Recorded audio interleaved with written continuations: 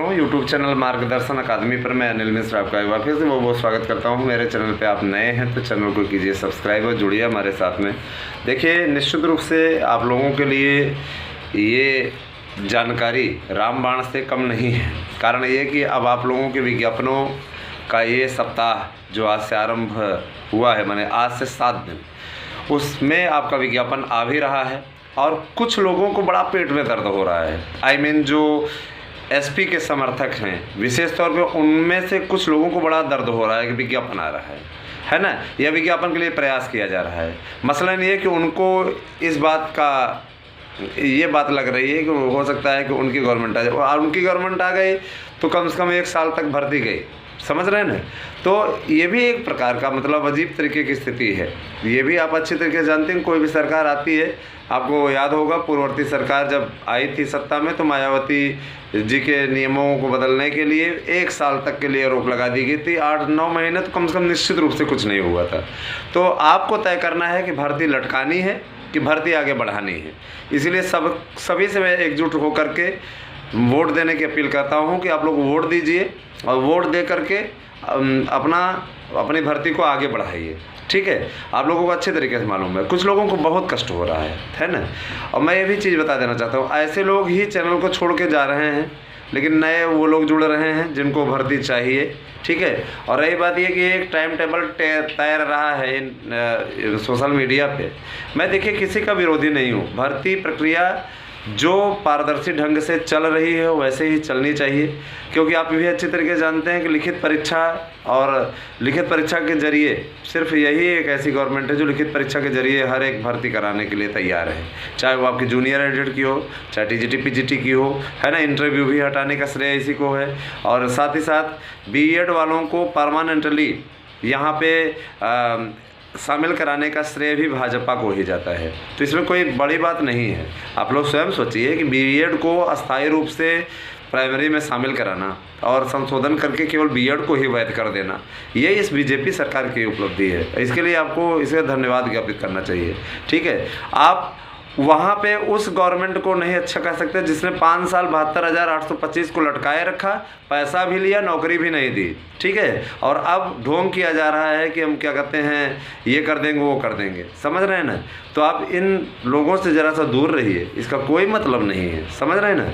भर्ती को बढ़ाना है तो इसी सरकार को आपको रिपीट करना पड़ेगा, भर्ती तभी आगे बढ़ पाएगी। नहीं तो मान लीजिए चलती हुई प्रक्रिया पे भी ऐसे महापुरुष लोग रोक लगा देते हैं, समझ रहे हैं ना, क्योंकि उनको एकेडमिक्स करना है, समझ रहे हैं ना। तो आप लोगों को से मैं अपील करना चाहूँगा, तीसरे चरण में भी अच्छा रहा, बहुत बढ़िया रहा, है ना। और रही बात ये, मैं ये भी बता देना चाहता हूँ कि भर्ती प्रक्रिया अच्छी तरीके से चले, ठीक है, इसके लिए आप लोगों को जोर देना होगा। हमने कुछ दिन पहले एक नेता की बात सुनी हुई थी कि किसी की भी गवर्नमेंट आएगी तो उसके बाद में प्रयास किया जाएगा। मैं जो कह रहा हूँ कि गवर्नमेंट किसी की भी आए, हमें नहीं कह रहे हैं, लेकिन अगर आप लोगों ने देखा होगा कि तुष्टीकरण की राजनीति बहुत बम्पर होती है उसमें, है ना। किसी एक धर्म संप्रदाय को, एक जाति को प्रसन्न करने के लिए कितना मतलब पापड़ बेलना पड़ता है। आपको लोक सेवा आयोग का गेट वाला प्रकरण याद होगा, जहाँ पर एक जाति विशेष के लिए सीधे वहाँ पर लिख दिया था बोर्ड पे जा कर के, लोक सेवा आयोग के गेट पे, है ना, यादव लोक सेवा आयोग ऐसा करके लिख दिया था, याद होगा।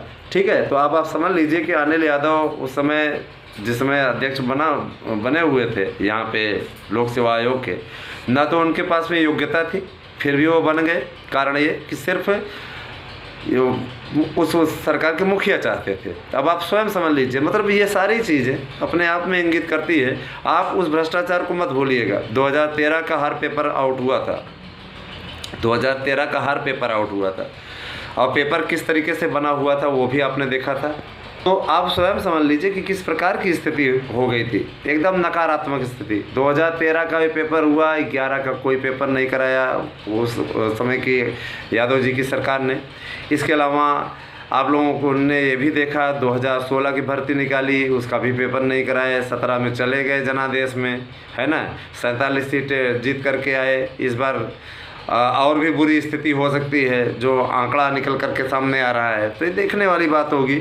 और रही बात ये कि दूसरे स्थानों से भीड़ जुटा करके दिखाया जा रहा है कि बहुत बड़ा लोकतंत्र है, बहुत बड़ा जनादेश मिल रहा है। इतना बड़ा जनादेश था, ये आप लोगों को मालूम होगा, बहन जी के साथ में गठबंधन हुआ था, तब तो स्थिति आप लोगों ने देखी थी आप लोगों ने स्थिति तब भी देखी थी, अच्छी तरीके से आप लोगों ने देखा होगा उसमें कहने वाली बात नहीं है। हाँ, कि बहन जी के साथ में गठबंधन हुआ था तो ये सर्वे दिखाने लगे थे कि 25 सीट 20 सीट बीजेपी के लिए मुश्किल से आएगी, और जब आया वोटिंग की मतगणना शुरू हुई तो पता चला कि 15 सीट पे वो लोग समेट गए, 65 सीट भाजपा ले गई। समझ रहे हैं ना, है ना। तो ये स्थिति है। हम ये कहते हैं कि जो चल रहा है वो चलना चाहिए, रिपीटेड रहेगा तो आपका जल्दी से भर्ती पूरी हो जाएगी, और भर्ती का विज्ञापन आप लोगों का सुनिश्चित है। आप सबसे मैं फिर अपील करता हूँ, अपनी भर्ती प्रक्रिया को आगे बढ़ाने के लिए, है ना, बीजेपी को वोट दीजिए। और मैं ये अपील आपसे बार बार कर रहा हूँ, ऐसा नहीं कि इसमें मेरा कोई स्वार्थ छिपा है, मेरा कुछ हो जाता है, मेरा जो होना था वो हो चुका है मुझे जो बनना था वो मैं बन चुका हूँ। मैं सिर्फ आप लोगों को ये चाहता हूँ कि आप लोगों का अच्छा हो, और इसके लिए आपको भर्ती प्रक्रिया आगे बढ़ाने के लिए वर्तमान सरकार को रिपीट करना पड़ेगा, तभी जाकर के भर्ती प्रक्रिया पूरी हो पाएगी अपने समय पे। नहीं तो फिर LT एकेडमिक हो जाएगी, है ना, और इसमें TGT में इंटरव्यू लौट आएगा। और तो और कुछ लोग तो ऐसा भी बोल रहे हैं कि तुष्टीकरण की राजनीति को साधने के गर्ज से राम मंदिर निर्माण की प्रक्रिया को धीमा किया जा सकता है। आप स्वयं समझ लीजिए, धीमा किया जा सकता है या रुकवाया जा सकता है, किसी भी स्तर तक लोग चले जाते हैं। आप लोगों ने देखा होगा इन चीज़ों को, ठीक है। मैं आप लोगों तक अपनी सिर्फ राय रख रहा हूँ। आप लोगों ने देखा होगा राम मंदिर निर्माण के लिए कांग्रेस की गवर्नमेंट ने किस प्रकार का काम किया था। लोग वहाँ पे जाकर के सुप्रीम कोर्ट में हलफनामा दे रहे हैं कि जब तक 19 का चुनाव ना हो जाए तब तक राम मंदिर प्रक्रिया पर रोक लगाई जाए, सुनवाई पर रोक लगाई जाए। ये तो मोदी सरकार की उपलब्धि है, और धन्यवाद ज्ञापित करना चाहिए कि कम से कम इस मुद्दे को उन्होंने सुलझाया, साथ ही धारा 370 का मुद्दा सुलझाया, ठीक है। यहाँ प्रयागराज का नाम भी बदल सकते हैं, ऐसे लोग, कुछ लोगों को प्रयागराज में घुटन हो रही है ना। तो और विभिन्न नाम जो रखे गए हैं, है ना, अयोध्या की जगह पे उसको फैजाबाद किया जा सकता है। तो समझिए सारी चीज़ों को, आप लोगों को स्वयं समझदार, उसमें कहने वाली बात नहीं है। हालांकि वोटिंग परसेंटेज ये बताता है सीधे तौर पे कि फिर से एक बार वापसी हो रही है। किसकी वापसी होती है वो समय बताएगा, लेकिन मैं इतना जरूर कहना चाहता हूँ, भर्ती प्रक्रिया आगे बढ़ानी है तो आपको फिर से इसी सरकार को रिपीट करना पड़ेगा, जिससे आपकी भर्ती प्रक्रिया पूरी हो सके, ठीक है। तो मैं जानता हूँ कि कुछ लोगों को बहुत बुरा लगता है, लेकिन किसी दल विशेष का सपोर्टर नहीं हूँ, है ना। मैं आपसे बार बार कह रहा हूँ, मैं किसी दल विशेष का सपोर्टर नहीं हूँ, लेकिन भर्ती प्रक्रिया इसी ढंग से लिखित परीक्षा के जरिए आगे बढ़नी चाहिए, इसका पक्षधर जरूर हूँ, ठीक है। तो आप सभी लोग इस सरकार को रिपीट कीजिए, वोट जहाँ भी हो रहा है आप लोग इसी सरकार को दीजिए, जिससे कि आप लोगों का जल्दी से जल्दी भर्ती प्रक्रिया पूरी हो जाए। आप लोगों को ने देखा होगा 68,500, 69,000। अगर शिक्षा मित्रों को बाहर करने का श्रेय अगर किसी को है, इस सरकार ने कभी परमानेंट करने की कोशिश नहीं की, याद रखिएगा, है ना। तो केवल और केवल भाजपा सरकार ने, है ना, शिक्षा मित्र बाहर हुए। शिक्षा मित्रों के लिए भी रोजी रोटी का जुगाड़ इस सरकार ने किया, ऐसा नहीं कि उनको बाहर कर दिया, 2 अवसर दिलवाए। इसके अलावा अभी भी उनको पेमेंट मिल रही है, पेमेंट भी बढ़ाने वाले हैं, है ना। तो ये सारी चीज़ें हैं, तो जैसे जैसे चलता जाएगा वैसे वैसे आपको बताते चलेंगे, जैसी स्थिति होगी आपको अवगत कराया जाएगा। Thank you, have a nice day.